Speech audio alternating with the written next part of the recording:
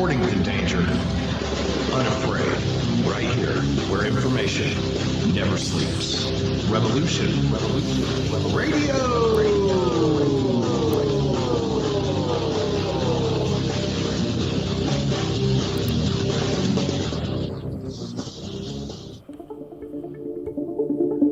Most are afraid of unknown depths, skirting shores thinking world flat. I'm with the island girls in celebration of new religion. Nobody led me or said this way. I sailed alone on makeshift raft with wind as companion.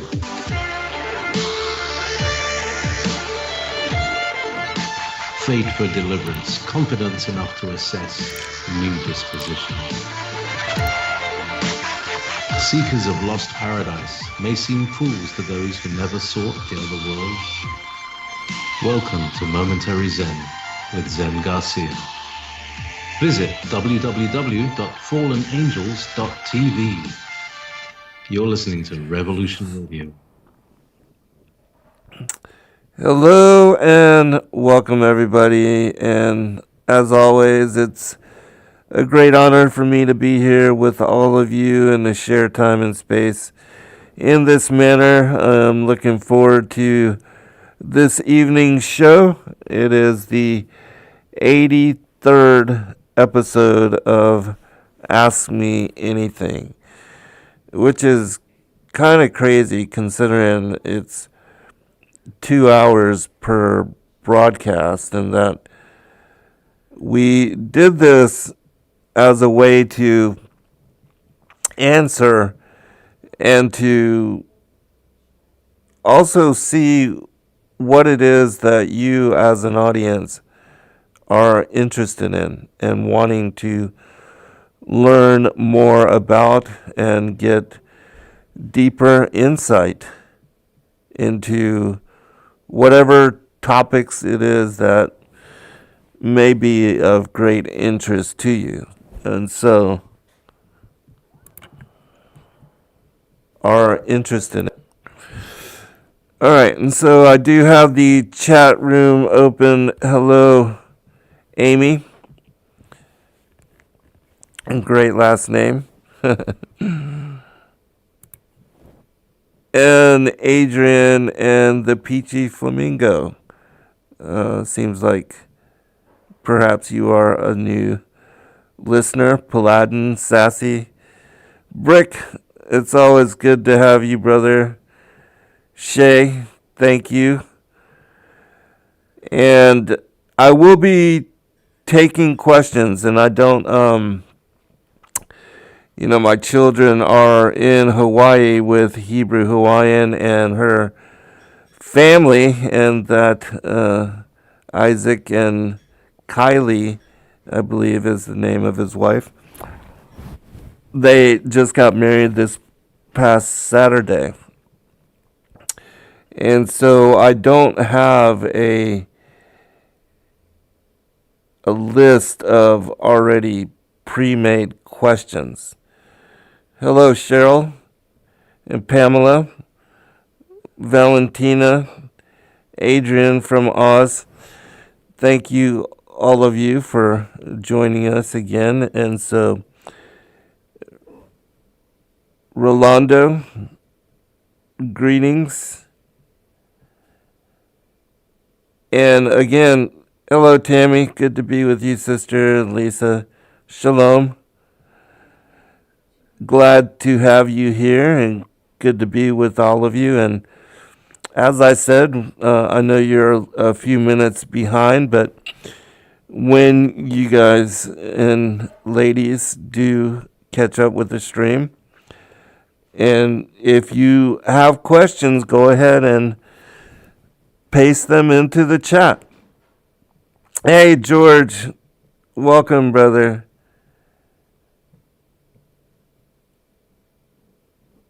Oh, great question. And yes, George asks,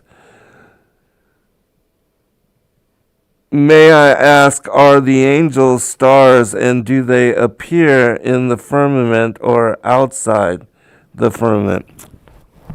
And that is a really good question. And, I'm going to pull up something that I want to share with you in regard to this topic.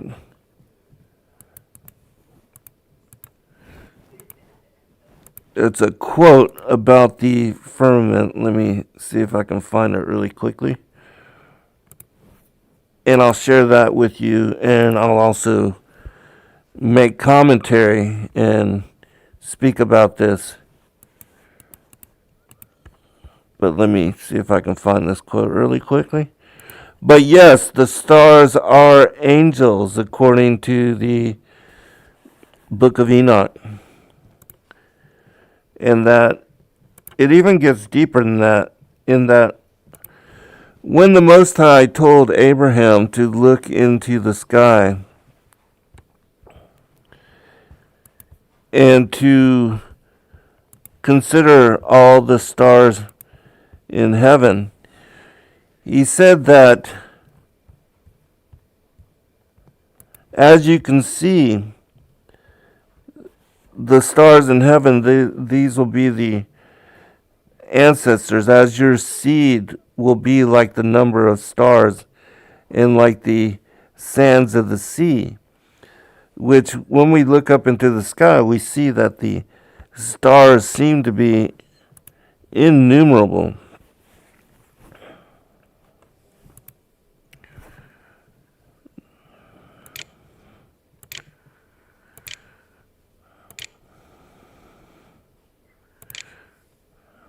I'm looking for this quote now.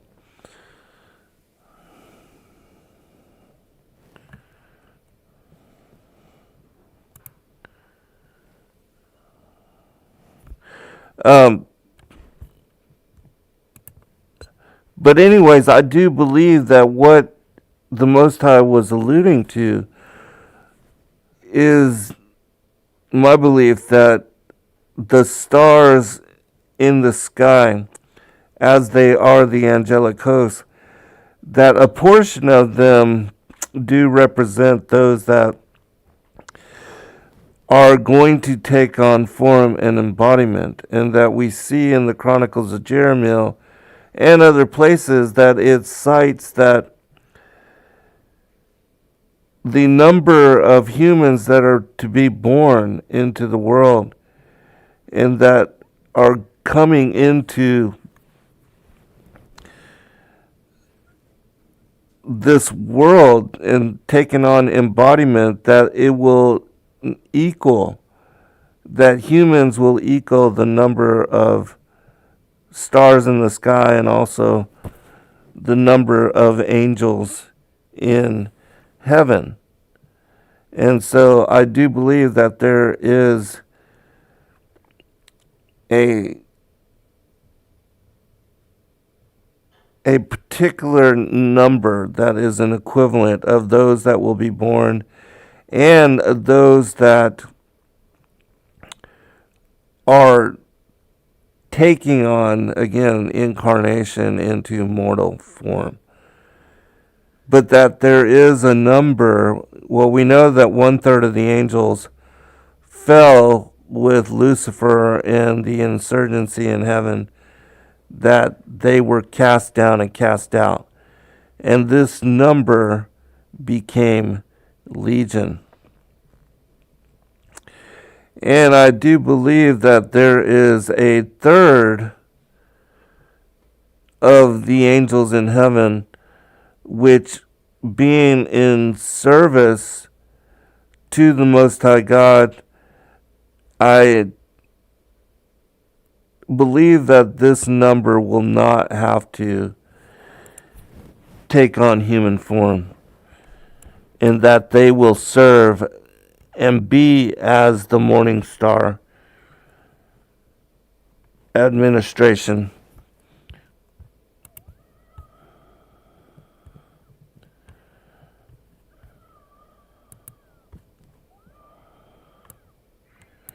Still looking for this quote that I want to share with you.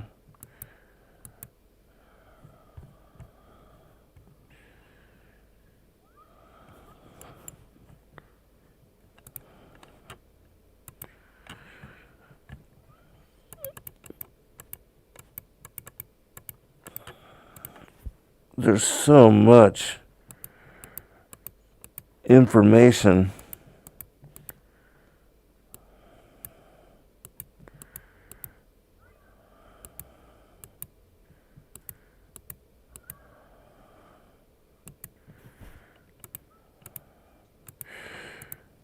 And if I can't find it, it's alright. I'll just skip it.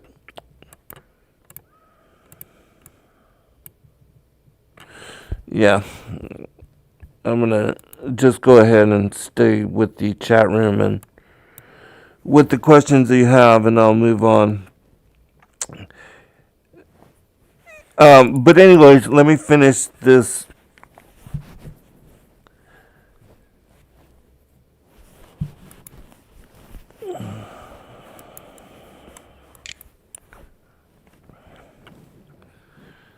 I apologize. I accidentally closed the chat. Let me go back. Here it is.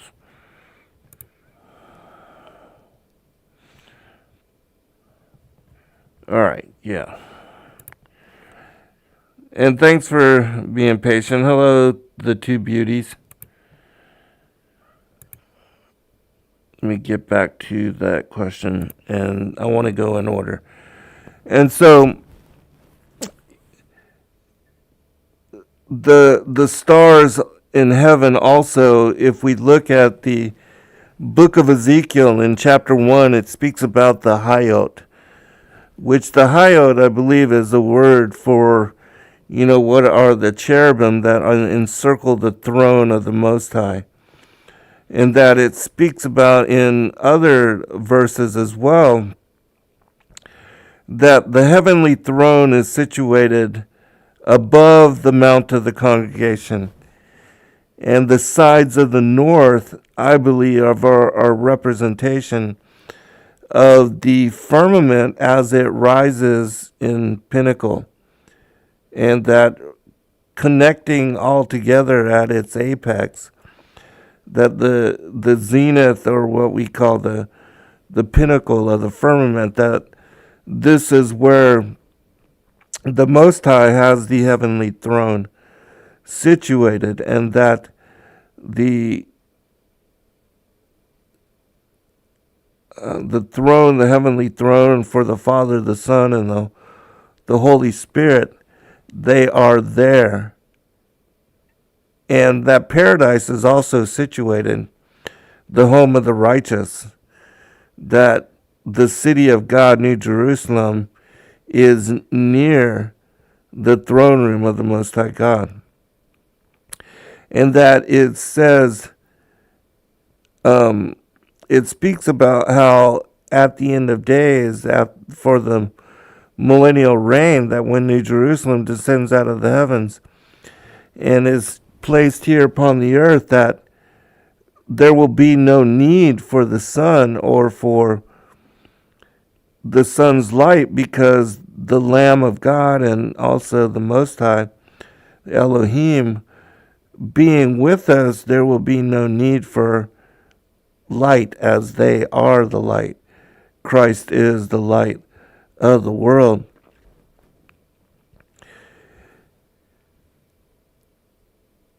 But it also speaks about how, there will still be heavenly, as far as the time system, I believe that we're going to be keeping the festivals, as it says in Isaiah 66, from Kadesh to Kadesh and from Shabbat to Shabbat. So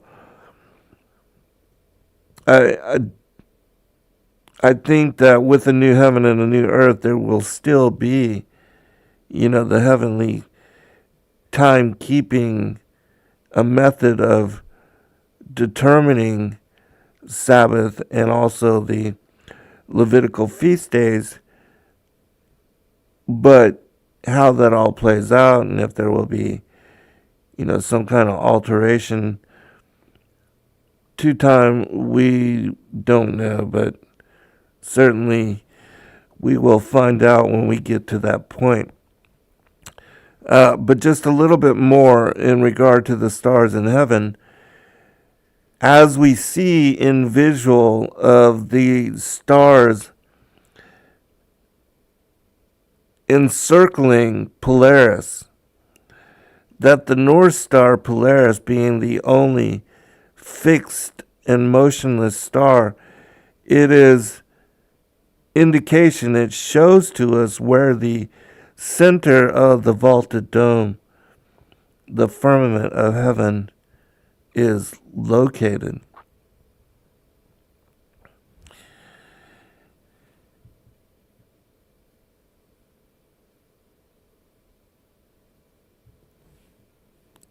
And so that's why we see, as far as the other angels, the cherubim, the seraphim, the ophanim, all of them encircle the throne of the Most High.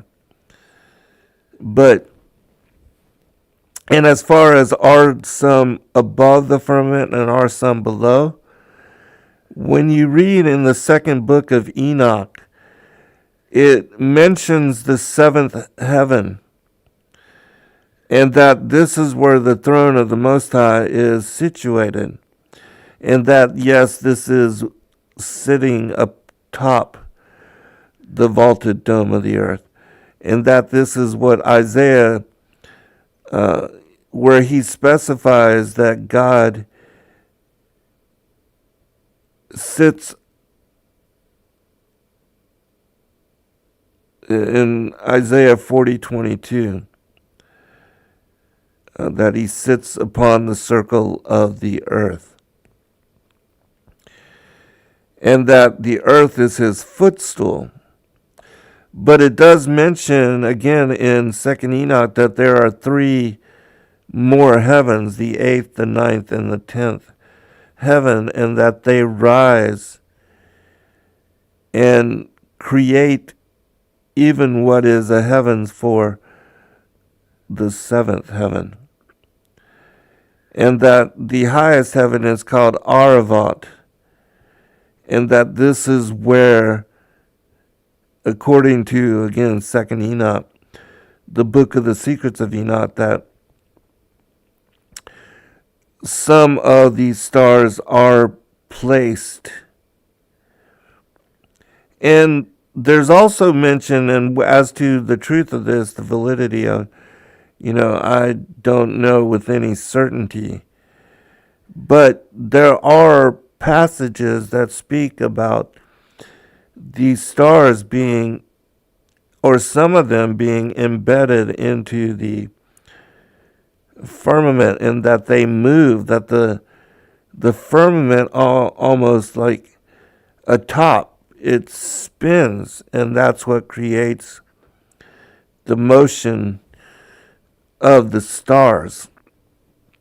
But then again, we see that the book of Enoch also tells us that the stars, they are determine their own path. They are instructed to follow a path and at a certain rate of speed, and that the Most High has told them to come forth at a certain time, a certain period, and that if they break and they do not follow their instruction, they are reprimanded. And the planets that rebelled against the Most High previously, they were imprisoned and they were removed from their place.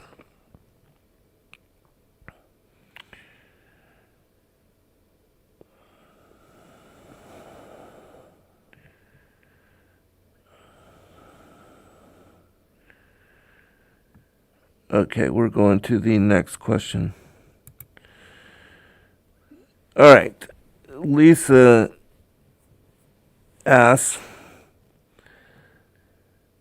can you point me in the direction of your explanation of why you don't believe in the pre-tribulation?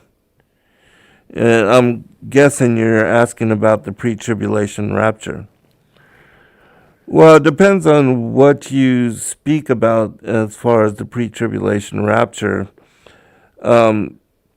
because a lot of people believe that, okay, the pre-tribulation rapture, that, this is going to occur before the 7 years of tribulation, or what is the coming reign of the Antichrist, because it is my opinion that the tribulation, the last 7 years, that it is connected to the reign of the Antichrist.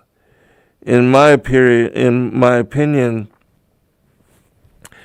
the Great Tribulation is when the Antichrist is revealed and is ruling on the earth for the last 42 months, or the last 3.5 years. And I believe that we are close to that time now. I think that we are already in tribulation. As to how far, I don't have any idea, but the reason I don't believe in a pre-trib tribulation is because the Antichrist is revealed first. And the scriptures clearly define that the last 42 months are what is called the Great Tribulation, or the latter half of what is the tribulation, that the Messiah does not come until either the Antichrist is revealed and the wrath of God is to be poured out on the wicked. But he says, and it's clear, and I'll pull this up, that the Messiah says he is coming to save us on what is the last day.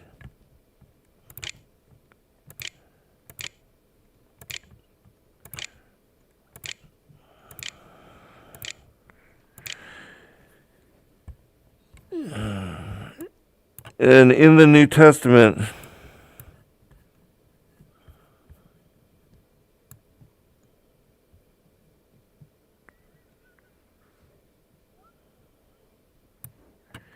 in John, it tells us in John chapter 6, and this is the Father's will which hath sent me, that of all which he hath given me I should lose nothing, but should raise it up again at the last day. And this is the will of him that sent me, that everyone which seeth the Son and believeth on him may have everlasting life, and I will raise him up at the last day. No man can come to me except the Father which hath sent me draw him, and I will raise him up at the last day. Whoso eateth my flesh and drinketh my blood hath eternal life, and I will raise him up at the last day. John chapter 7, in the last day, that great day of the feast, Jesus stood and cried, saying, If any man thirst, let him come unto me and drink. John chapter 11, Martha saith unto him, I know that he shall rise again in the resurrection at the last day. He that rejecteth me, John chapter 12, he that rejecteth me and receiveth not my words, hath one that judgeth him. The word that I have spoken, the same shall judge him in the last day. And so I believe that the Most High, Christ, the Word, the Son, that he comes, returns on the seventh trump of what is the very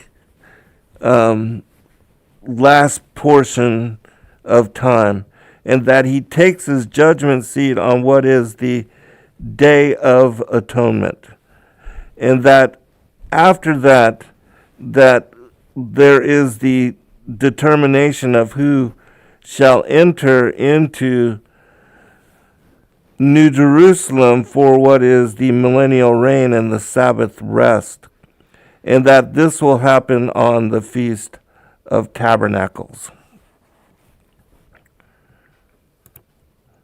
All right, I'll be right back, everybody. I'm going to get a sip of water.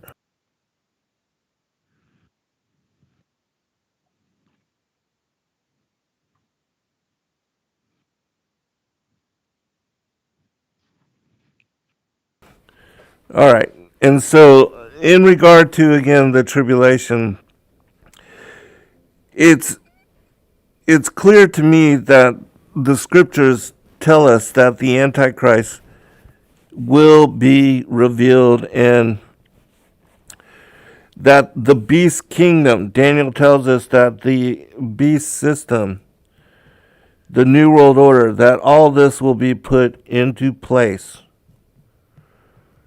before the return of the Messiah.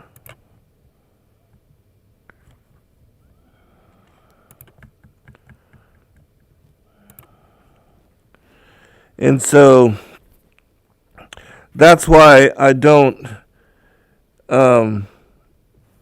support or believe in a pre-trib rapture. But again, I do believe that we are caught up, and all the apocalyptic manuscripts that I've shared and that I've brought forth, it covers this, like the Revelation of St. John the Theologian, the Apocalypse of Elijah. They show that the catching away, or what people believe to be the rapture, that this occurs after the Antichrist comes upon the scene and makes war with the saints. And then Enoch and Elijah, as the Revelation 11 witnesses, they appear on the scene and they convict the Antichrist of being a false Messiah. And they make it clear to the world. And also, when the Antichrist comes on the world, people believe that this is the Messiah. Remember that the Jews rejecting Christ, or Yahushua Christ, as Savior Messiah, they are still waiting for their Messiah to come.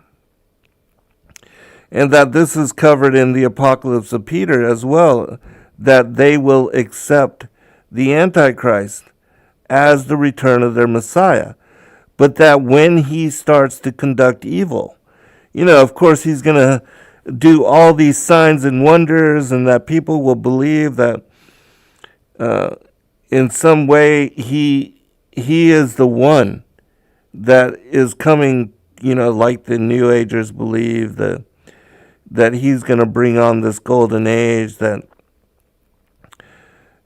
I also believe that he's going to take on the embodiment of what are the ancient aliens, the extraterrestrials, that he's going to be a spiritual force in human. He's going to take on human form, mortal embodiment, because it does tell us that he's going to die the death of a man, but that he will be and represent this, the ancient aliens, and that people believe they're coming to save us, the Great White Brotherhood, or the Ascended Masters, or all the things that the New Age belief systems teach, and also that the pagan mythologies, like the Sumerian teachings, that the Anunnaki are coming to save us.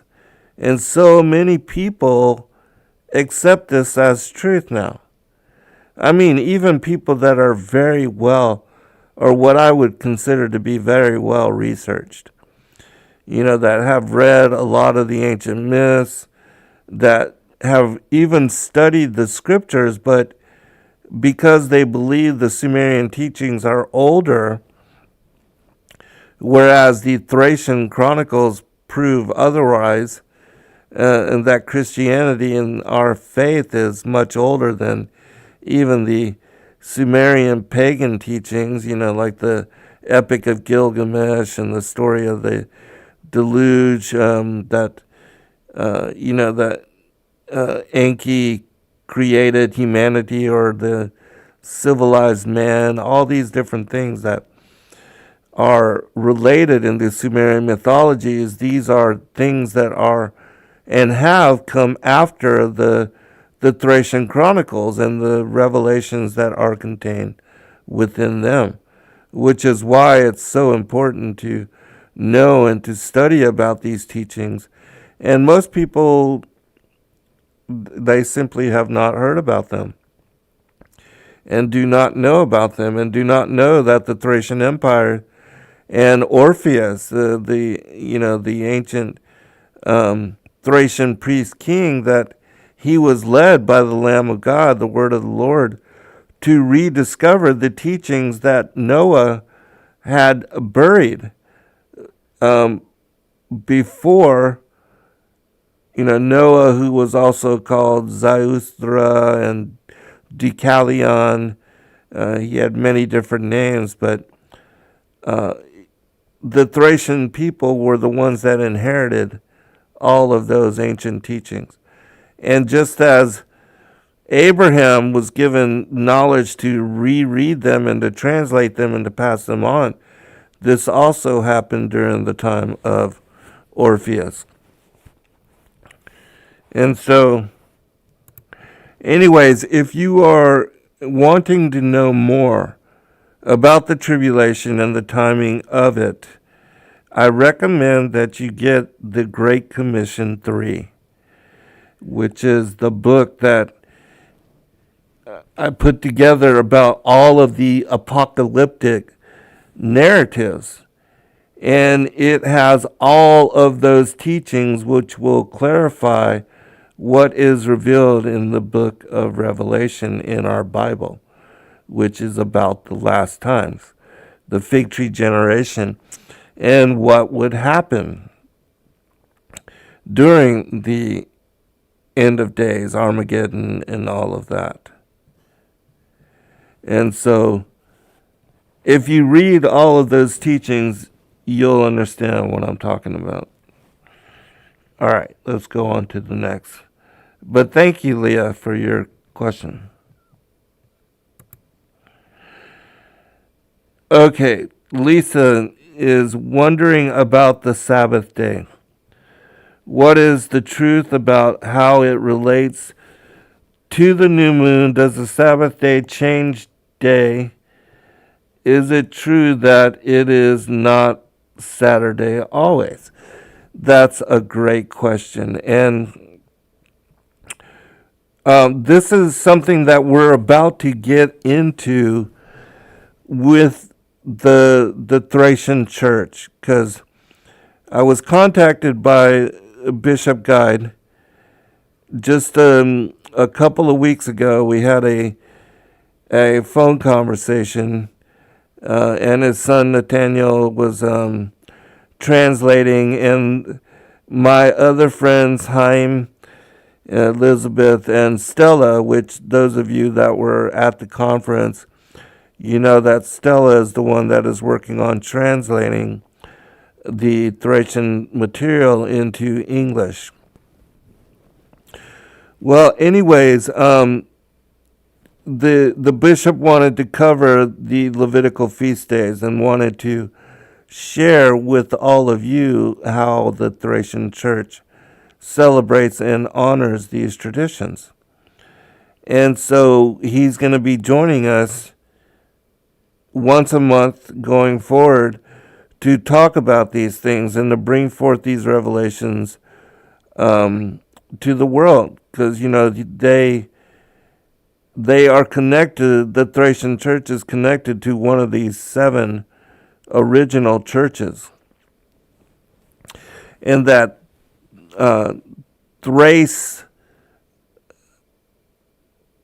is mentioned in the book of the Table of Nations, that Tyrus, the ancestor of Japheth,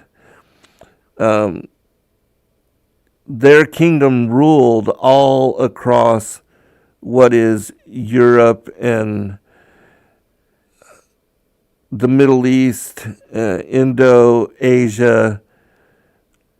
all throughout what was the known world at that time.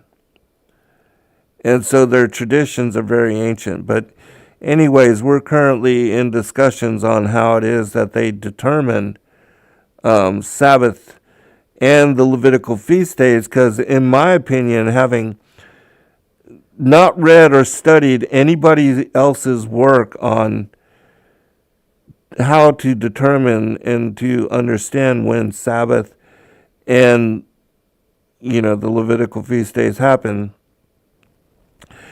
I was able to grasp and to understand all of this from what was the book of Enoch. And my work in deciphering the book on the courses of the heavenly luminaries and how one has to understand biblical cosmology, and that the earth is a plane and not a planet, and that the earth is a firm, fixed, stationary, non-moving foundation for the heavens, which are stretched out as a curtain above it, as the scriptures relate, and that it is, as Psalms 19 shows to us, it is the sun which moves in circle around Polaris, and along with the other luminaries or the wandering stars, the moon, Mercury, Venus, Mars, Saturn, and Jupiter. Those are the 7 stars or planets of the universe, as the Sefer Yetzirah calls them. But that one has to understand the 354-day cycle of the lunar year and how it comes together with the 364-day solar calendar and the movement of the sun back and forth between the 6 gates of heaven. And that the calendar of the sun is 30-day months. And there are 6 of them as it goes from the Tropic of Cancer to the Tropic of Capricorn and back again the other way. It takes it 6 months to move from the Tropic of Cancer to the Tropic of Capricorn, or what is from the shortest day of the year to the longest day of the year, or what is the winter solstice to the summer solstice. So from December 21st to June 21st, it takes it what is 92 days or 184 days. And then, adding its return the other way, that 2 times 182 gives us 364. And so that's what Enoch describes as the solar year. And every 3rd year, you add an extra month to intercalate the lunar calendar with the solar calendar.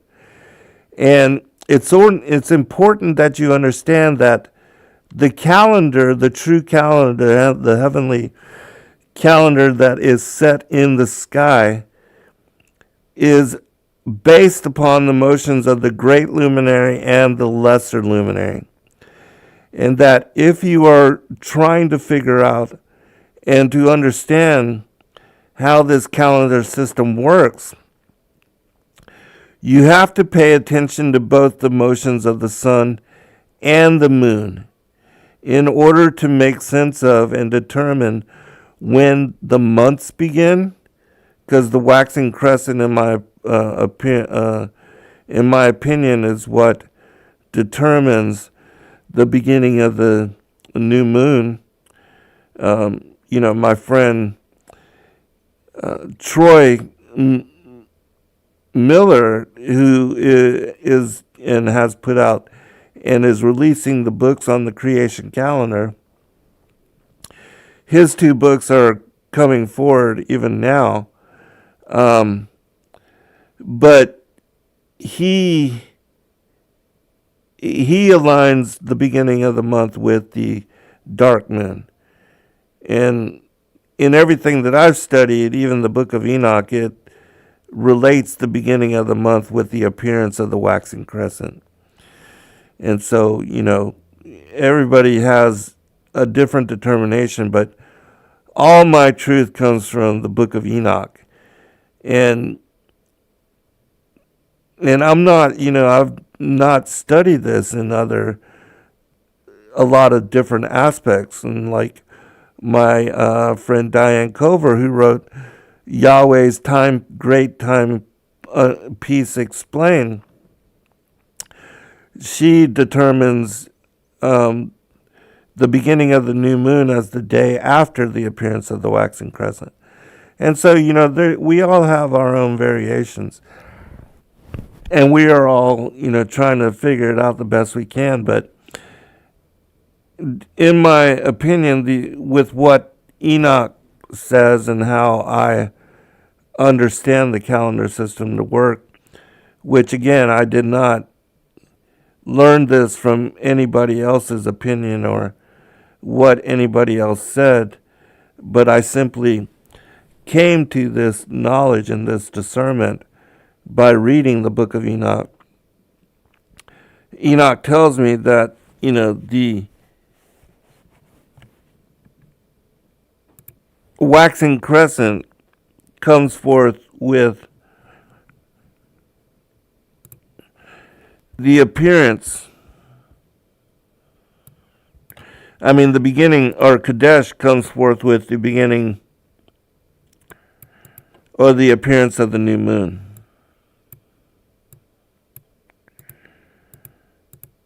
Let me share a couple things with you on that.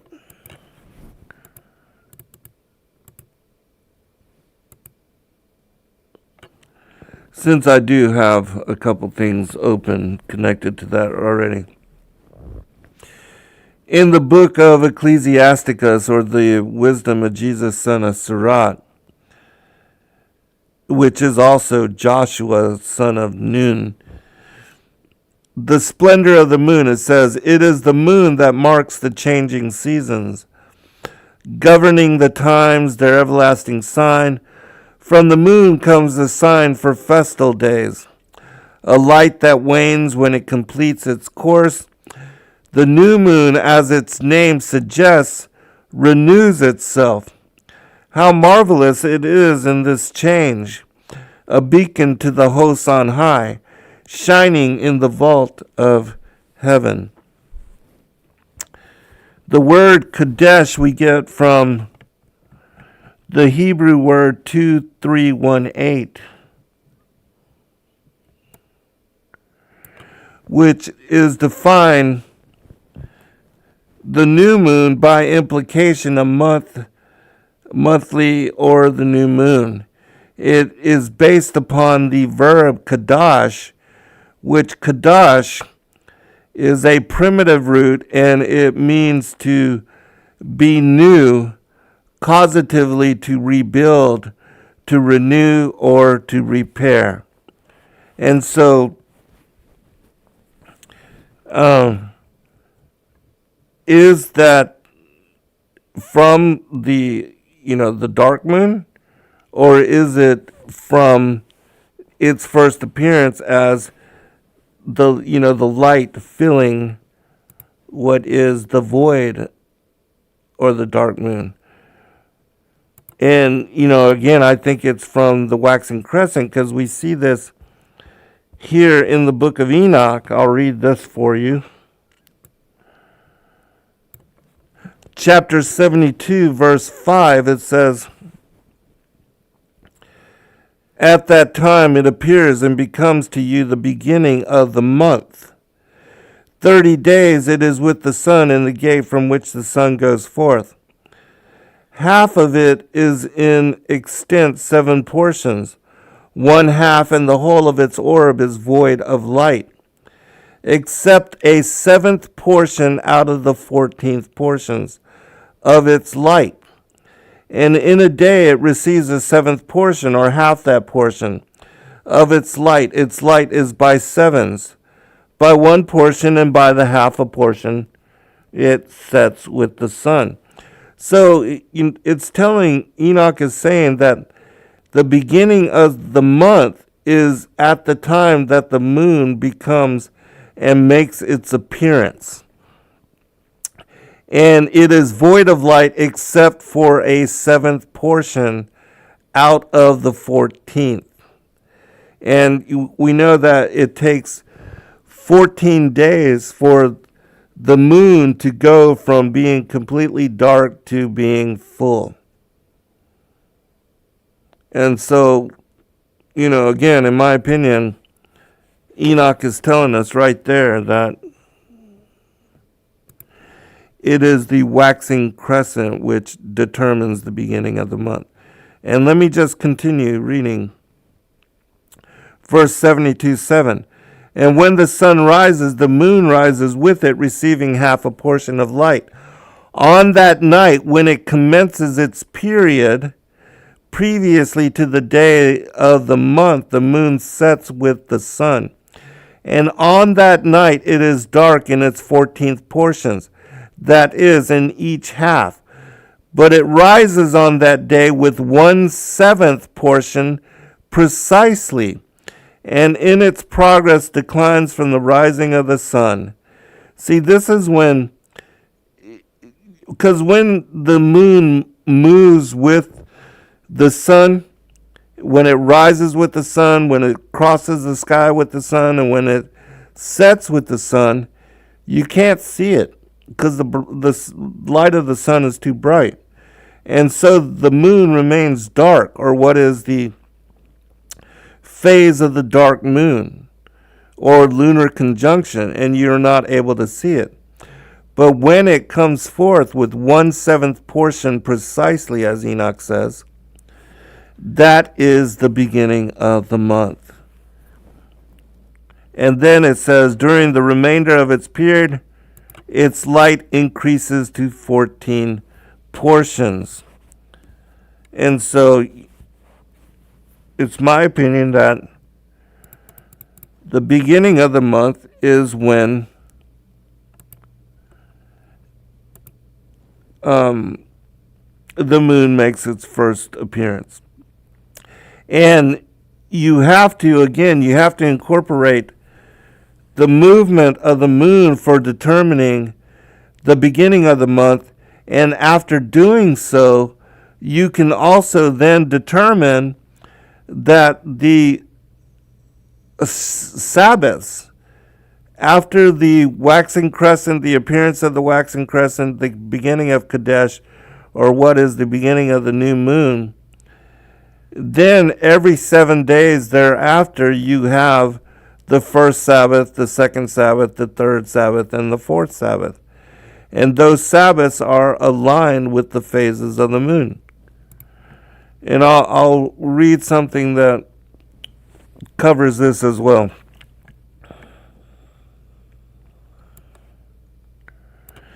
The first Passover. When the time approacheth in which, according to the promise made to Abraham, his children would be redeemed, it was seen that they had no pious deeds to their credit, for the sake of which they deserve release from bondage. God therefore gave them 2 commandments, one bidding them to sacrifice the paschal lamb, and one to circumcise their sons. Along with the first, they received the calendar in use among the Jews, for the Passover feast is to be celebrated on the 15th day of the month of Nisan. And remember, I told you that the 15th day is always the full moon. And with this month, the year is to begin. But the computation for the calendar are so involved that Moses could not understand them until God showed him the movements of the moon plainly. There were 3 other things equally difficult which Moshe could comprehend only after God made him to see them plainly. They were the compounding of the holy anointing oil, the construction of the candlestick and the tabernacle, and the animals, the flesh of which is permitted to or prohibited. Also, the determination of the new moon was the subject of special divine teaching.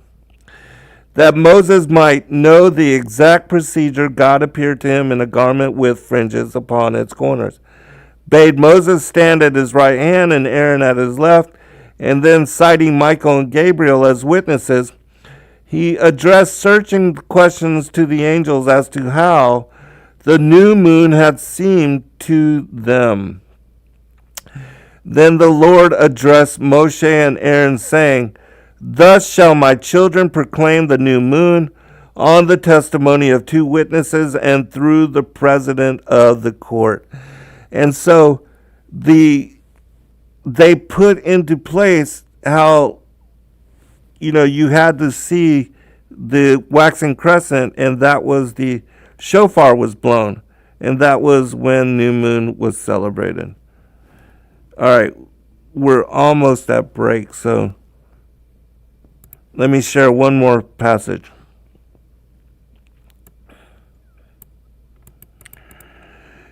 We see that in the Targum about the God creating the lights in the heavens. It says, And the Lord said, Let there be lights in the expanse of the heavens to distinguish between the day and the night, and let them be for signs and for festival times, and for the numbering by them the account of days, and for the sanctifying of the beginning of the months, and the beginning of years, the passing away of months, and the passing away of years, the revolutions of the sun, the birth of the moon, and the revolvings of the seasons. And so again, if you are going to understand how the calendar system works, you have to understand how both the sun and the moon are incorporated into that clockwork system. You can't just follow the sun, because it is the moon which determines the beginning of the months and also the alignment for Shabbat. And so that's why Sabbath does not happen once every 7 days. Sabbath happens 4 times in a row after the beginning of what is Kadesh. And it is for this reason that we see that the march on Jericho, it began on the new moon, as it says in chapter 88 of the book of Jasher, that it is for this reason that Joshua and the Israelites marched for 7 days against Jericho. And then on the 7th day, the trumpets were blown, the shofar was blown, and the walls came down. And after they took over, they conquered, they celebrated Shabbat on what was the 8th day. And according to the lunar solar calendar, the Enochian calendar that we have shared, and which I will be making a new one very soon for the next year, Sabbath happens on the 8th, the 15th, the 22nd, and the 29th of every lunar month. There are not supposed to be 28-day months like in the Gregorian calendar, which happens on February, 31-day months like in, August, July, September, October, I think, whichever months have 31 days. Every month is supposed to have 29 or 30 days according to whether it has a translation day or not. And the lunar calendar alternates between 29 and 30-day months, except every once in a while you have 2 back-to-back 30-day months. And that's what throws out the timing for the lunar calendar. All right, we'll be right back, everyone.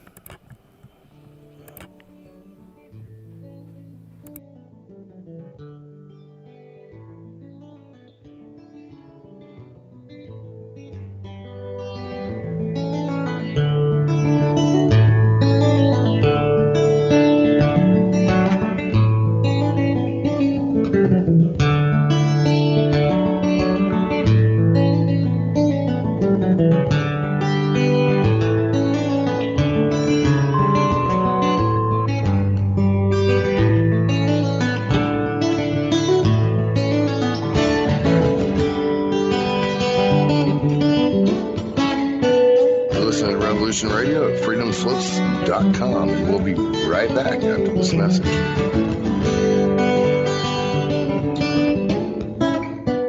We will not comply with the institution's sick illusion. No, it won't be televised. Welcome to the revolution. We will not comply with the institution's sick illusion. No, it won't be televised. Welcome to the revolution. They're trying to dumb us down. Don't want us to make a sound. We gotta get out of now, 'cause it's a revolution. Revolution.radio, freedomslips.com.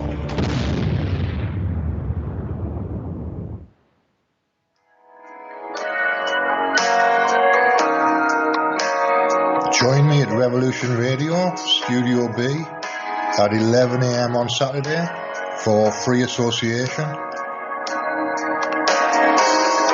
when we take a look at philosophy, spirituality, psychology, social issues, and geopolitics. It's every Saturday at 11 a.m. Eastern on Studio B at freedomslips.com.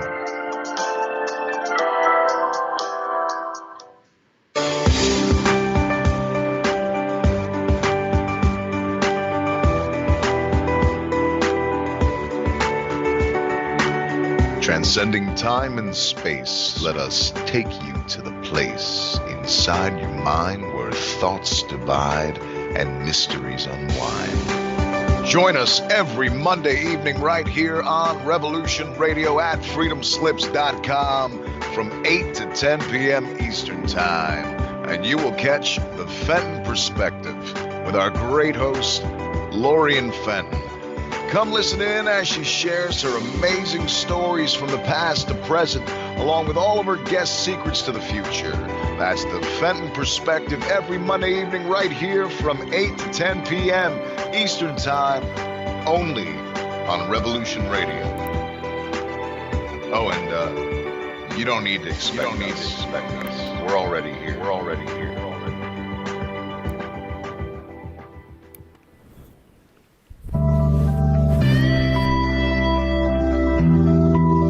If you think for 1 second that the Capitol will ever treat us fairly, you are lying to yourselves. Because we know who they are and what they do. This is what they do, and we must fight back.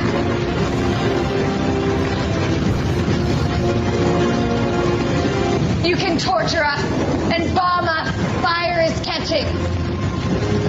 And if we burn, you burn with us. Good evening.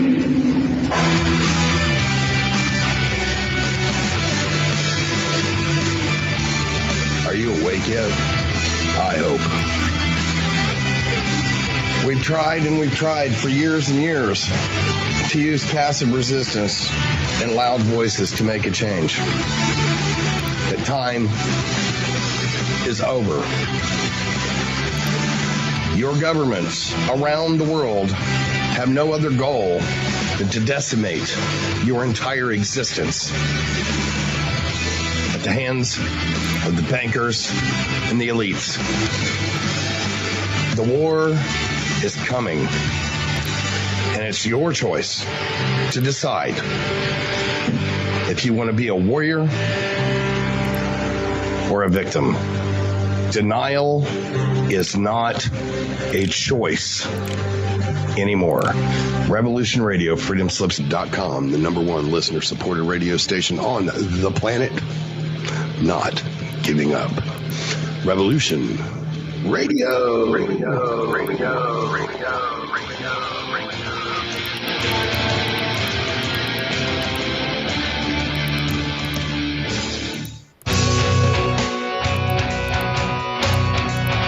All right, thanks for listening while we took that short break here at Revolution Radio, freedomslips.com.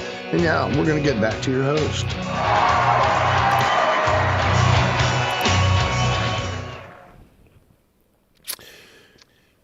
All right, welcome back, everybody, for a second hour. I do want to just share a couple more quotes.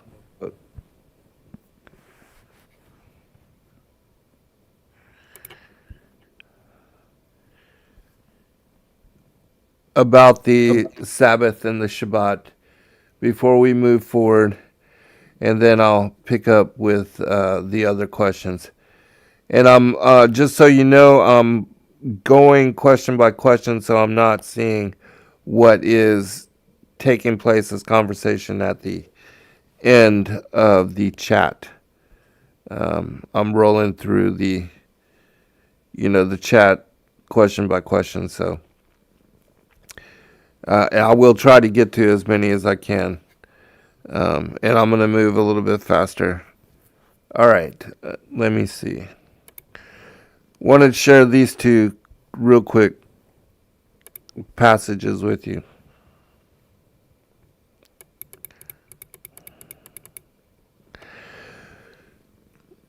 This month shall be the first month of your year in which I'll lead you to another land, which to the Hebrew fathers I did swear, and say to all the peoples,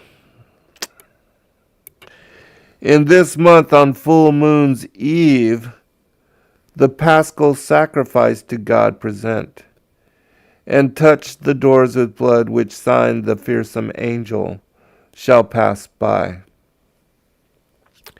So again, it's telling us that the month of Nisan, or what is Abib, meaning green ears, the beginning of what is spring.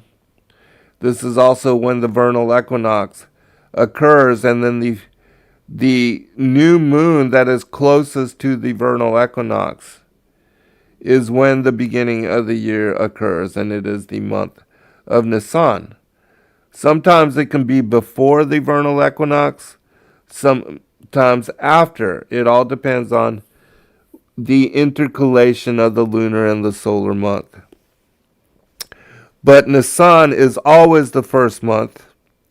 And then the Paschal sacrifice, which is Passover, is always on the full moon's eve, or the evening before the full moon.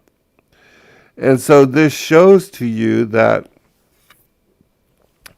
the Levitical feast days, for instance, the Feast of Unleavened Bread, which occurs on the 15th of Nisan, that is always on a full moon.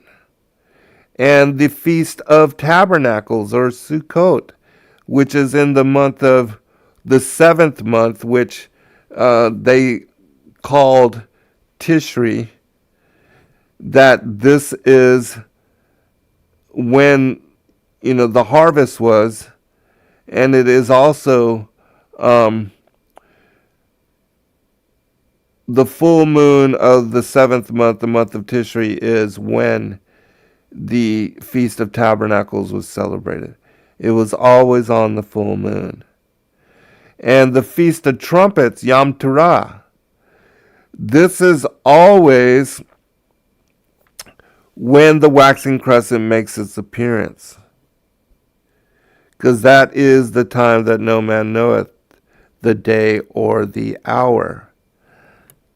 And then when the waxing crescent makes its appearance, the seventh trumpet is sounded.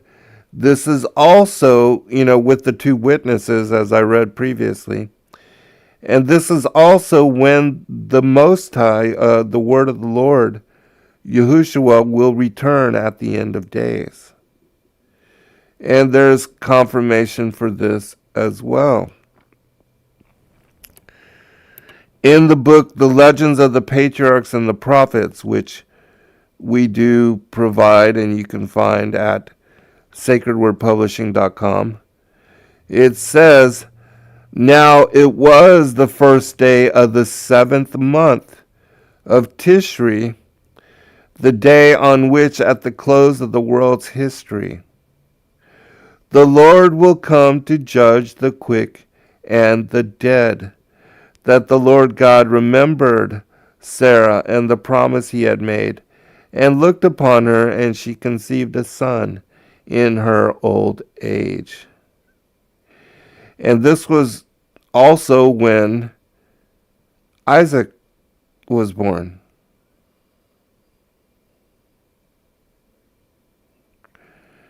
And so we know that, Isaac was a type and a shadow of the Messiah, because he was asked, like Abraham, he was asked to sacrifice his son. And Isaac was the seed of promise. And that Abraham's hand was stayed with his willingness to do so.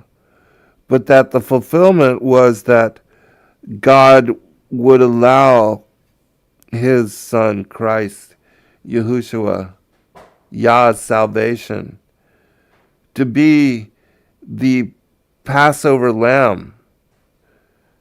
Behold the Lamb that takes away the sins of the world. And so Christ was that Paschal lamb in that sacrifice. And,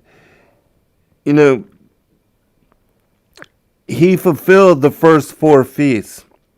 He was the Passover lamb. He was entombed on the Feast of Unleavened Bread. He was resurrected on the 3rd day, or the day of first fruits, when the high priest made waves the sheaf of barley, and does this as an offering for the sins of Israel.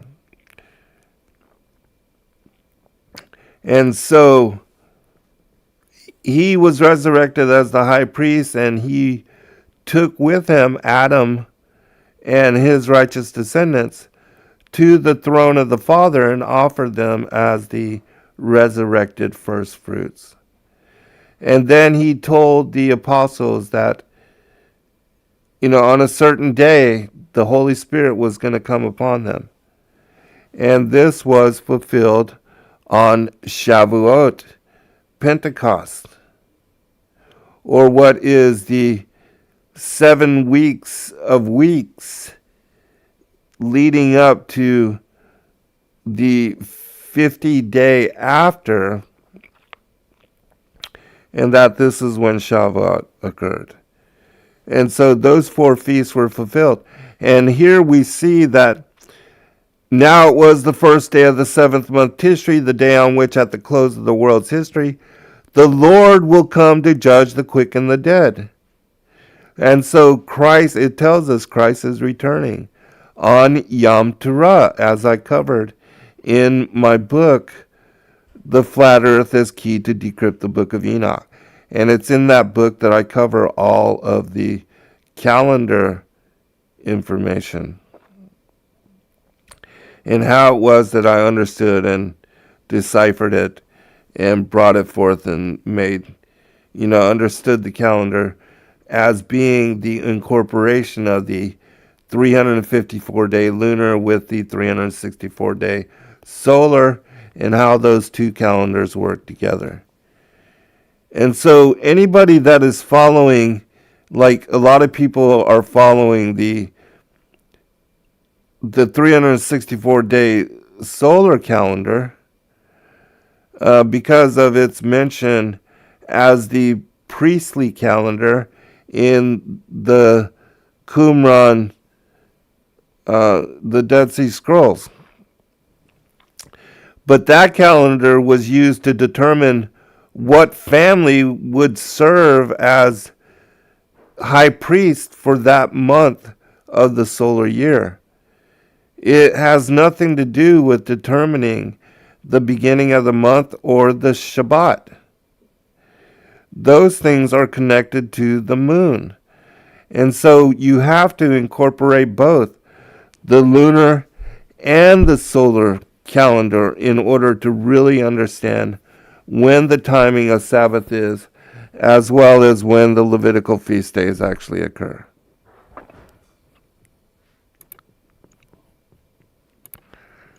All right, next question.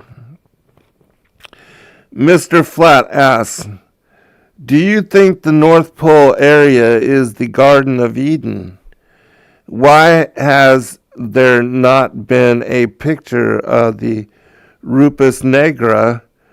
Do they have a treaty like the Antarctic Treaty at the North Pole? All really great questions. And there seems to be something in place which does not allow the airlines or even the military to fly over the north. And certainly they're not allowed to bring forth images, pictures, or videos which show us the true structure, dynamics, and workings of the North Pole. And it tells us in a lot of, like the Vedic cosmogony, that Mount Meru resides at the north, or what is called Mount Zion, or Mount Olympus, that the Mount of the congregation is located at the North Pole, that this is where the ladder of Jacob is located, where the angels ascend and descend into the heavens and also down into Sheol. Because it depends on what angels, and this also goes with what George was asking as far as the angels that are above the firmament. We know those are the angels of the Most High, and only the angels of the Most High are allowed to enter and to remain above the firmament. The fallen angels, they have no foothold. They have to fly up there in order to listen to get information, but they cannot land. There's no place of rest for them there. And that's why when they wear themselves out, they fall like shooting stars. And this is repeated in chapter 113 of the Testament of Solomon. It tells us there that the streaking stars, or what we see as shooting stars, those are the fallen angels falling from the high heavens because they're wore out. They can't sustain themselves in flapping their wings to hover in place to listen to the prophecies that are spoken of by the angels in heaven. And they do this in order to get information so that they can speak about the future, and they can trick, people that do these occultic ceremonies and play with Ouija boards and things of that nature, give them information that makes them believe that, in things like the tarot things like that. And so I do believe that there is something in place, even though we don't have an official treaty that, like the Antarctic Treaty, that is in place, that has been put on the books for a long, long time. All right. Let's go to the next question.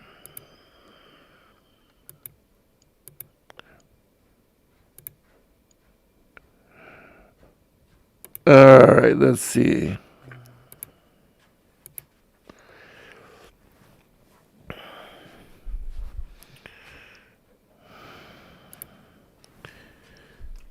Be right back, everyone.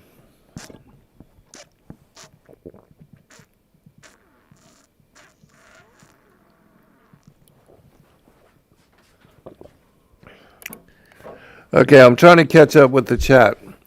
And I'm also trying to find all of there's so much discussion, so it just skipped for me. Hello, Clark. Welcome, brother. Hello, Michelle, Brian, Stephanie. Good to see you. True Seeker in a service. Glad all of you could be here and join us. I don't want to miss any questions because Mama P, Devo, good to see all of you.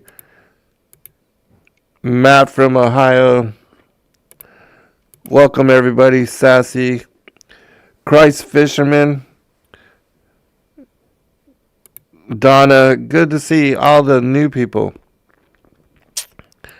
Okay, I am trying to catch up with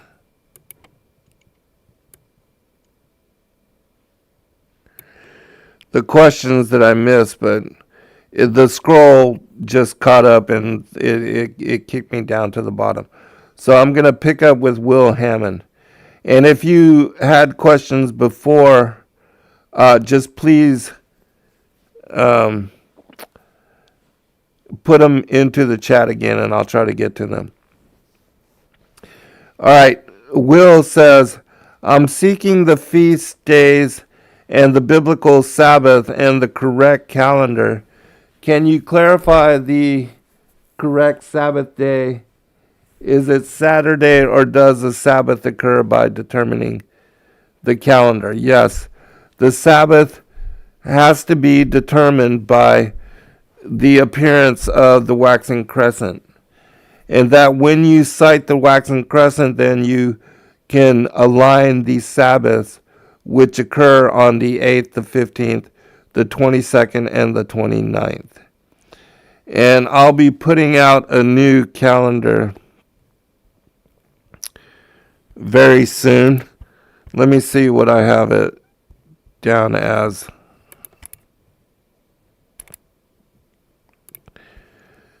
The current calendar that we have out for this year.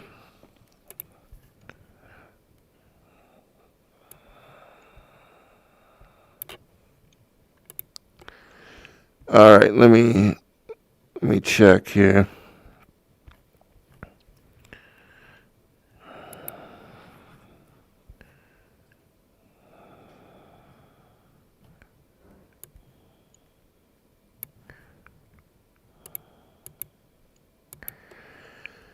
Okay, the current calendar as I have it is the 15th of November. If our alignment is still correct, then Rosh Chodesh for the month of Kislev, or the 9th month, which Kislev means trust, hope, and light. That occurred on the 13th.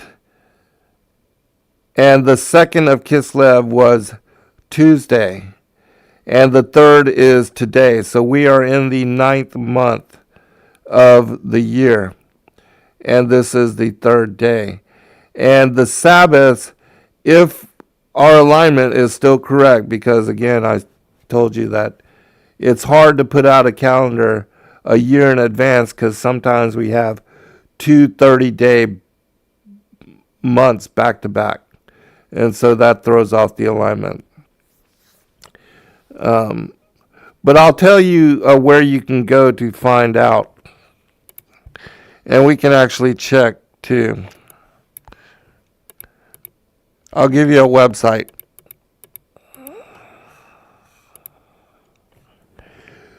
The website for the Worldwide New Moon Day Report can be found at truthofyahweh.org/moon.htm.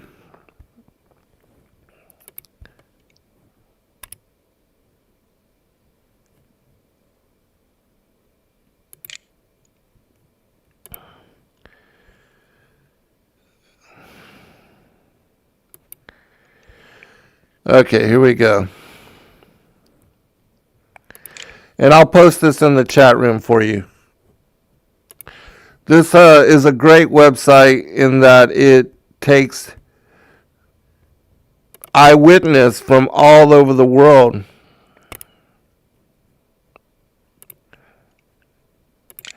And shares it. And you can even, share your eyewitness as well. And you can determine exactly when the waxing crescent was sighted.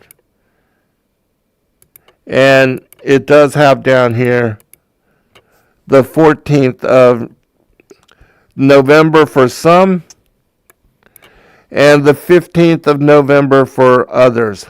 And so, it all depends on where you are and where the moon is circling. And so in California, it says the 14th of November, cloudy. In Arizona, it was the 14th of November. And then for others, like in Florida on the East Coast, it was the 15th of November.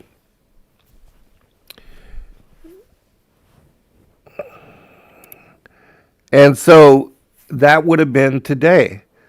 So today would be the Rosh Chodesh for those that are on the East Coast, but yesterday for those that are on the West Coast. And so, I'll have to amend the calendar when I release it again for next year. And as I told you, it is very difficult for you to forecast a year in advance as far as the movements of the moon. And that's why it's important for each of you to go out and to sight the waxing crescent for yourself. But you can follow this website for determining when the waxing crescent was spotted and then align your Sabbaths accordingly. And so today, the waxing crescent was sighted in Florida, which it's cloudy here. So we weren't able to see it. And so 7 days from today will be the first Sabbath. 15 days from today, the full moon Sabbath. And the 22nd, the third quarter Sabbath. And the 29th day, the lunar conjunctive Sabbath. And then depending on whether there was 29 or 30 days last month, we'll have the waxing crescent for what is the 12th month. And as I said, I'll be putting out a new calendar by the beginning of the new year. I just, have to work on it, and it does take me time to do so. So let me revisit the question from Will. Seeking the truth of the feast days are determined by the appearance of the new moon for the month of Nisan. And when that occurs, and it's usually the new moon that is closest to the vernal equinox. And when that happens, then 15 days after, you have what is the Feast of Unleavened Bread, and 14 days, the 14th of Nisan, the eve of the full moon, that is when Passover occurs.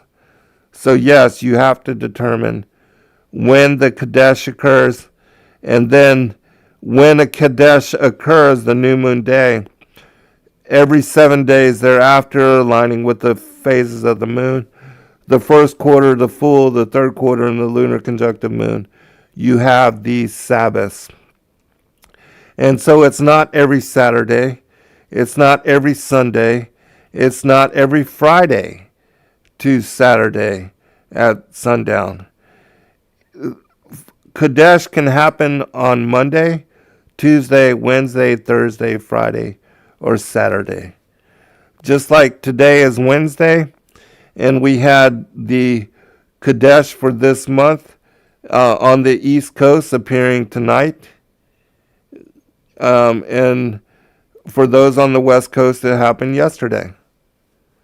And so Sabbath will be according to, the alignment of when Kadesh occurred for you in wherever you are in the different part of the world.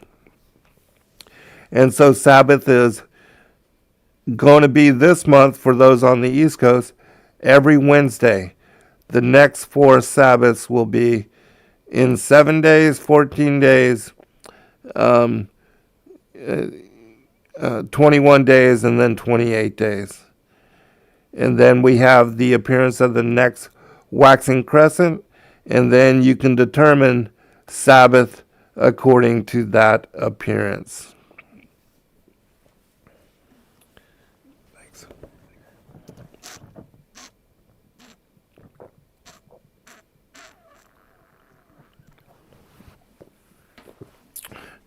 All right. Great question. Great questions tonight, everybody. I really appreciate all of your interaction. Let me try to get to a few more of these. And thank you, all of you, for having such awesome fellowship with everybody as well.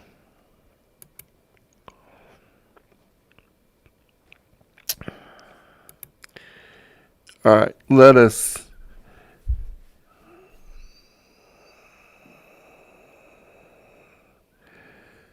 Oh, Sassy asks, how is the lady doing that's translating the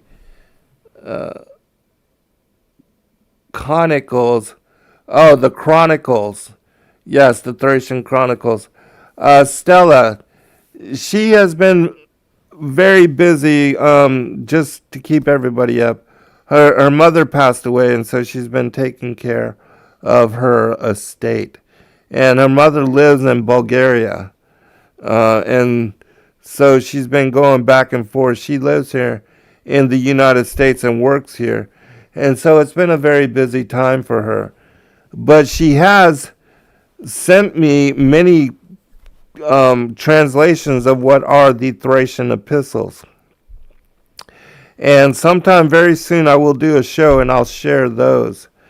Because again, they affirm the Messiah and the knowledge that the Messiah would be coming.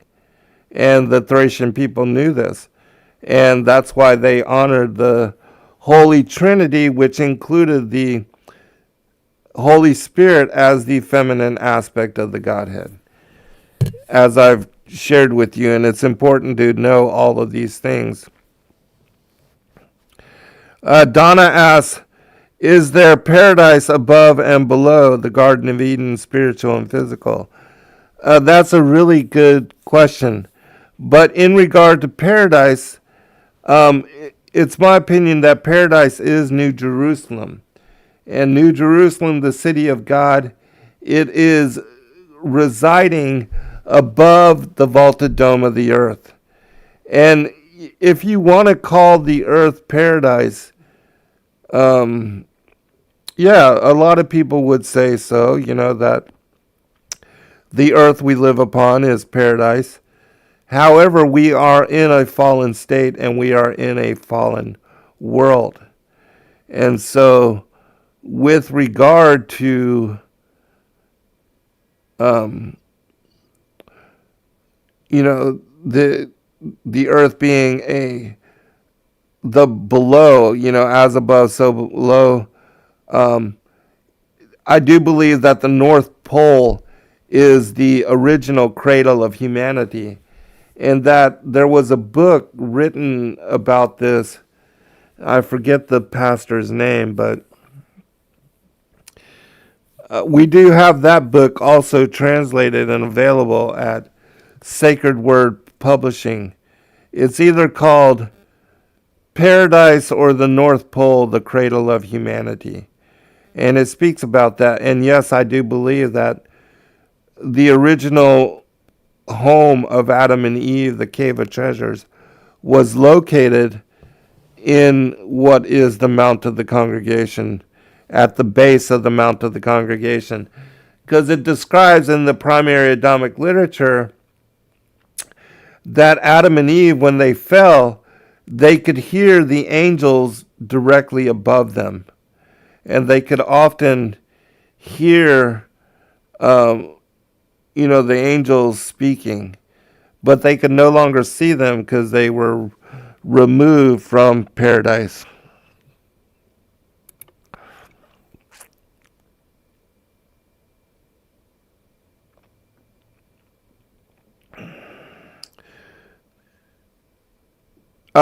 Thank you. I think I missed this question, but Tammy is answering Sassy, and I guess Sassy asked about what Yahushua looked like. And I'm not sure what you believe, Sassy, but the Archico volume, which is a book of the ancient witness of, the people that lived during the time of the Messiah, when Yahushua walked, and it even has interviews with Mary and Joseph when they were alive, as done by Gamaliel, who was the high priest for the Pharisees at the time. And he was also the mentor for Paul, who wrote a lot of the letters of the New Testament. But there is there's two descriptions of the Messiah. One was in a testament, as a report from Gamaliel, and the other was in a letter from Pontius Pilate to Tiberius Caesar. And it describes Christ as having golden hair and either gray or blue eyes. And, you can take it for whatever you want. I know a lot of people believe that, Christ had a different appearance, but, out of the mouths of 2 or 3 witnesses shall the truth be established. And these are the witnesses that had seen and described him in ancient times. And so, again, you can take it for what it's worth. Read it for yourself. It is found in the Archico volume. And the Archico volume is the only place that historically has a representation of Christ, of what he actually looks like. All right, Debbie says, hey Zen, been listening for many years. Thank you for your obedience to the Father in sharing the truth. You are welcome. It's my great honor. I do have a question. Where is the Garden of Eden at this time? I covered this in my book. The Garden of Eden is at the North Pole. That is the cradle of humanity.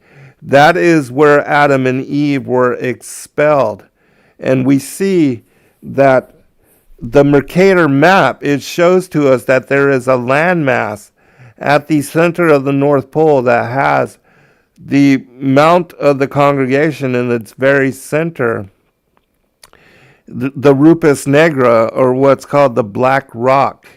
It is surrounded by a whirlpool, and this whirlpool is what creates the high and the low tide, that for 6 hours it sucks the oceans in, and then it expels them in 6 hours, and then in 6 more hours it sucks them back in, and then it expels them in 6 more hours. And so there's 2 high and 2 low tides every 24 hours. But if you're asking about paradise, New Jerusalem, this is above the vaulted dome of the earth, or what Paul says is the third heaven. And in the book of the Secrets of Enoch, it is also shared with us that paradise is in the third heaven. And we are shown in Revelation that when there is a new heaven and a new earth, when the second world age is burned up by fire, when the wrath of God is poured out on the wicked, and wormwood is thrown into the ocean, and everything is burned up by fire, the stars come crashing to the earth, and the earth is destroyed, all the mountains are brought low, the oceans brought high, there's no more, everything is smooth and flat, that the earth will be restored to being flat as it was in the most ancient times. You can read about this in the Revelation of St. John the theologian, and also Isaiah chapter 40 and many other places. But then New Jerusalem will descend out of the heavens and will be brought here to the earth, and that the Most High, the Word of the Lord, the Holy Spirit, they will tabernacle with men here on the earth. Thank you, Clark. He says the Great Commission 3 is an excellent text to read over and over, and I agree, I read it quite often.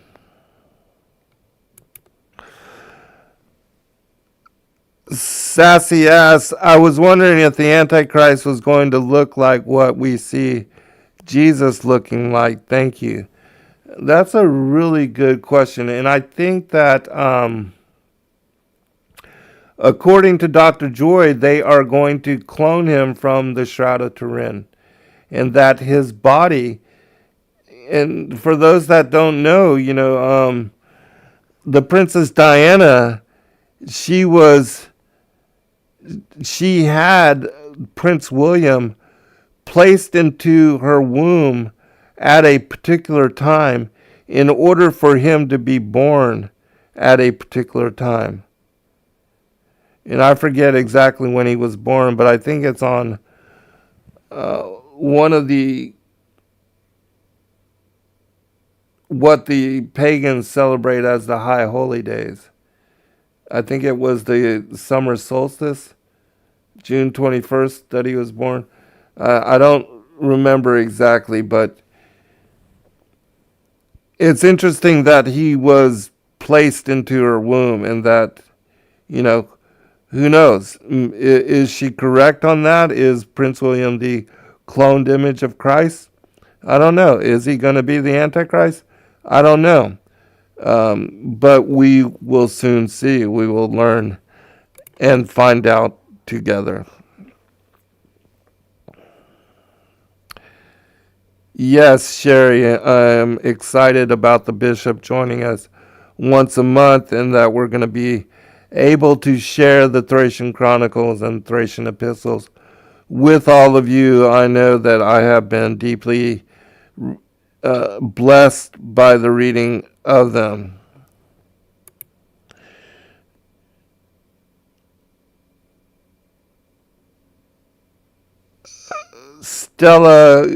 Did Stella go by another name? Sassy asked. Yes, her name is Esther as well. She goes by Esther. And so you can find all of that in the... welcome, DITRH. It's good to see you in the chat. Hello, Matt.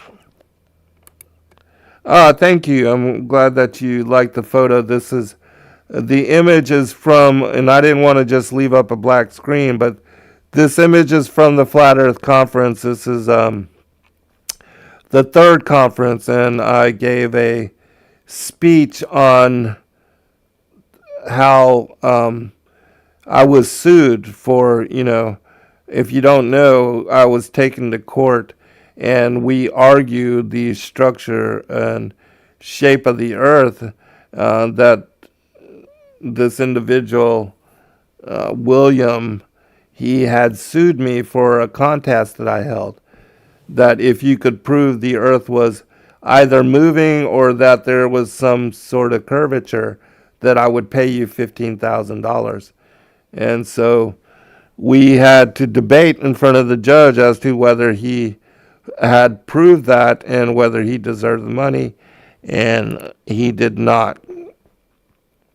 And so anyways, it was a big case that came out in front of the judge here in Barrow County, and it was about, we were talking about the dynamics in the shape of the earth. It was a very interesting case. Thank you, Matt, for listening to our archives, and do listen as much as you can, because I'm literally getting daily notices about how our shows are being deleted. And they say for medical misinformation, but I mean, they're deleting shows about the fallen angels and about the seed of Cain and stuff like that. So I am trying to download them, to preserve them, to re-upload them somewhere. I'm in the process. I have 1,000 shows up, 2 hours each. It's a lot of effort and a lot of work, and I'm busy with other stuff. But I am trying to do what I can.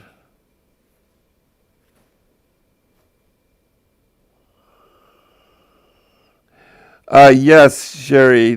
Troy did change how he determines the sighting of the new moon. We talked about that in the last show. He'll be joining me again, and his books are going to be available very soon. He's looking at the proof copies now. But thank all of you.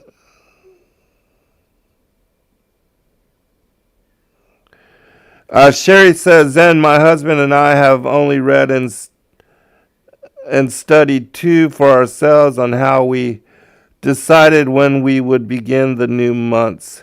It's been quite a journey for sure for many years now.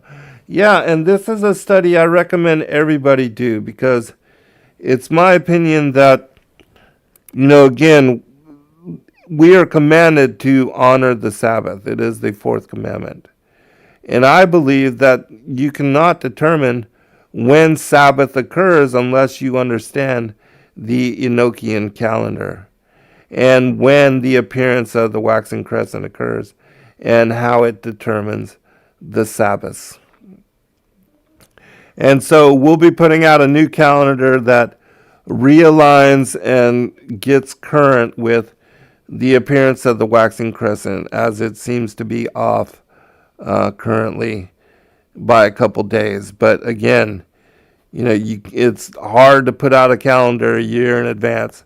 It was current for a long time, and then, of course, it gets out of sync because we have these 30-day months back to back.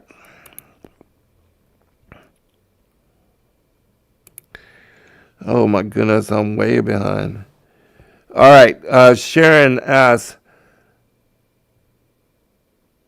how come we can sometimes see the moon during the day here in the lower states, and in Finland where it's nighttime, they can also see the moon at the same time? That's a good question.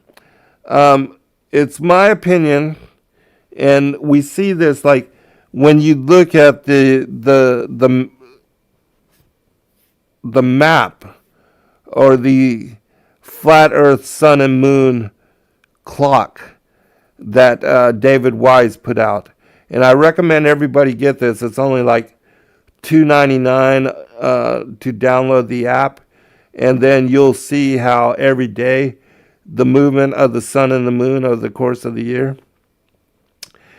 that the moon is visible from all parts of the world when it is moving above those portions of the world.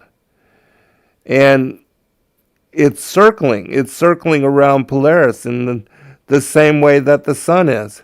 And just as the sun is visible, for the portion of the day, we can see it when it enters our visibility and when it leaves our visibility. When it reaches the vanishing point, we can no longer see it. It's the same for the moon. When the moon is spinning in doing its revolution around the Polaris, a certain part of the world can see it. Like a huge part, half of the world, when it's moving through the southern skies, that the outer portion, or that half of the world that is in daylight can see it. The same as when the sun for us rises in the east, moves across southern skies and disappears in the west. It's going to be that same thing. The moon does exactly the same thing. When it enters into visibility, it is rising in the eastern skies. When it's a full moon, of course, it rises in the west rises in the east and then sets in the west. And it moves in the same pattern as the sun, just opposite. But it's still doing the circling as when it's in first quarter and third quarter. And so when it appears into our visibility, then that's when we can see it. All right. Continuing.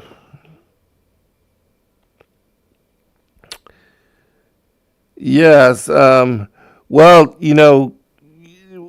if you get the calendar, you can keep up with it and we do provide a digital copy.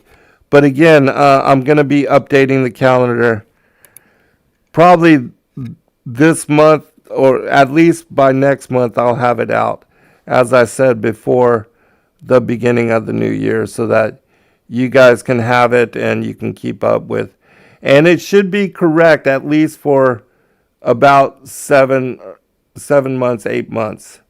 And then, when you have those 30-day months back to back, it'll throw it off one day.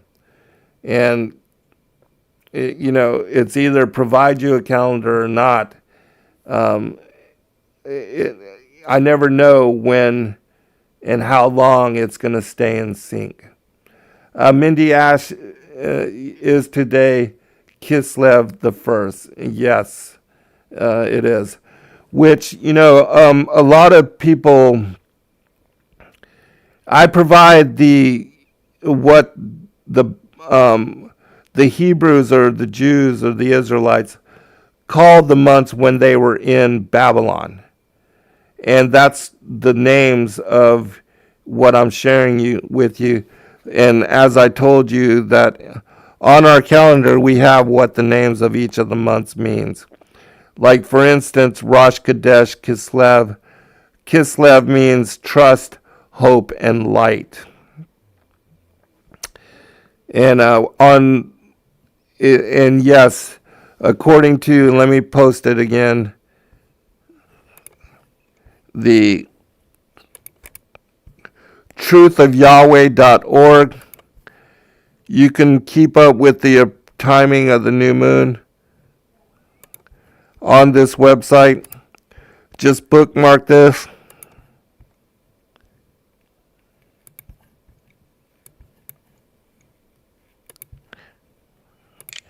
And then you can check here, and then you can set up according to where you live, because it does show, the appearance of the waxing crescent in all parts of the world.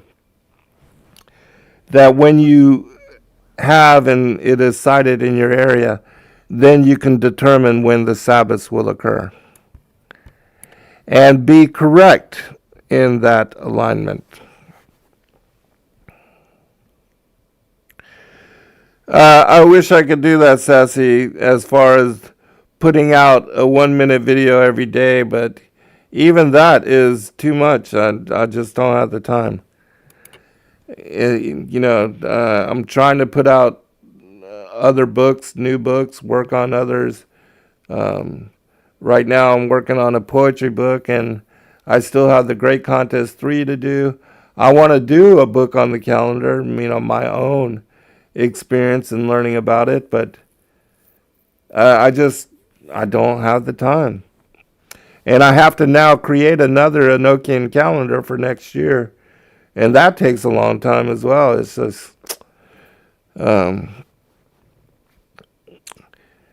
once you understand it, Sharon, it's not confusing at all. It's really easy. All you do is look for the appearance of the waxing crescent, and then every 7 days, with the phases of the moon, you have Sabbath. It's that simple. All right, continuing.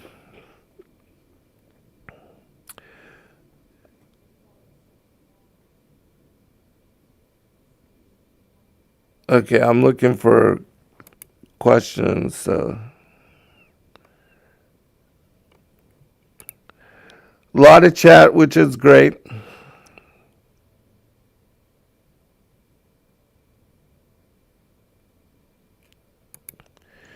And I would love to read all of the questions. Oh, Tammy George, who sings that song? If you're asking about the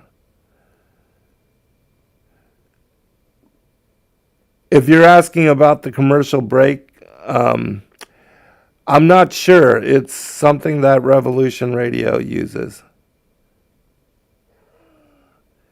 You're talking about the one the institutions need solution or something of that nature. I don't know. I'll ask some of the producers. All right, continuing, trying to get through all of this.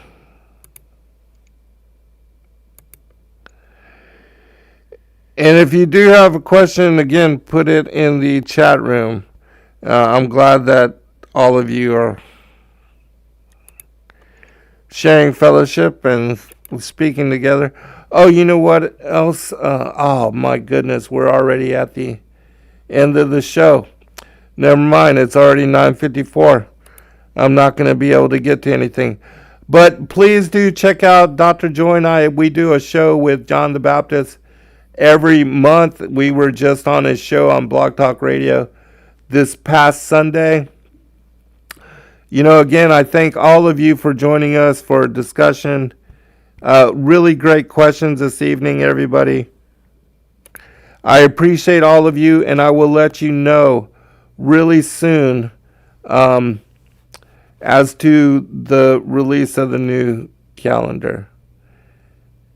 Jewel says, Mr. Zen, do we really know how the earth looks?